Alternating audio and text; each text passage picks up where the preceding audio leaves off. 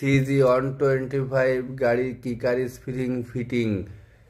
Spring fitting করতে হলে ইঞ্জিনটিকে ভালোভাবে পরিষ্কার করে নিতে হবে।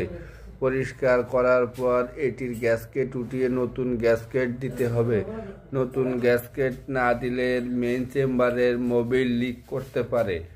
এই দেখেন কিকার স্প্রিংটিকে যে কিলার সাইডের যে চেম্বারটি আছে, চেম্বারটির তল তো পিছন দিক দিয়ে শ্যাফটটি ঠিক মতো সেন্টারিং করে বসাতে হবে। এটি বসাতে হলে কিকার স্প্রিংটি ঢুকিয়ে এর উল্টো পাশে যে স্প্রিংটির লক আছে, ওই স্প্রিংটির লকটি ঠিক পজিশন মতো দিতে হবে। দেওয়ার পরে এটিকে যদি না ঢোকে লক প্লাস দিয়ে এটিকে উপর দিকে টান দিয়ে ঠিকমতোভাবে গ্রুপে ঢুকিয়ে দিতে হবে। ঢুকানোর পর এর উল্টো সাইডে যে সাইডে মেন চেম্বার গিয়ার পেনিয়ামের সাইডে বসে, সেই সাইডের লক আছে, সেই লকটিকেও ঠিক ভালোভাবে বসিয়ে দিতে হবে। এর গ্রুপের ভিতর যদি অ্যাকুরেট না বসানো হয় তাহলে এটি ঠিক মতো কাজ করবে না, কিকার স্প্রিং উঠবে না এবং কিকার স্প্রিংয়ের যে পিনিয়াম আছে এটিও যদি ঠিক মতো না বসে তাহলে ক্যার করে শব্দ হতে পারে।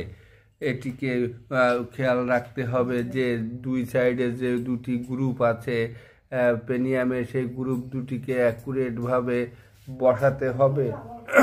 অ্যাকুরেটভাবে না বসালে কিন্তু কিকার স্প্রিংয়ের প্রেশারও ঠিকমতো আসবে না এবং এটিও ঠিকমতো কাজ করবে না।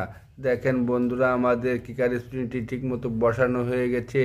এবার এটিকে মেইন চেম্বারের সঙ্গে জয়েন্ট দিতে হবে। মেইন চেম্বারের জয়েন্ট দিতে হলে এটির ক্রাং শ্যাফট এবং স্পকেট যে শ্যাফট আছে, কিলার যে শ্যাফট আছে, এই শ্যাফট তিনটিকে ঠিকমতো অ্যাকুরেটভাবে বসাতে হবে এবং কিকার স্প্রিংয়ের যে কিকার যে শ্যাফট এটি বাম সাইডের হাত দিয়েও উপর দিকে টেনে ধরে রাখতে হবে। এটি যদি নিচের দিকে নেমে যায় তাহলে কিন্তু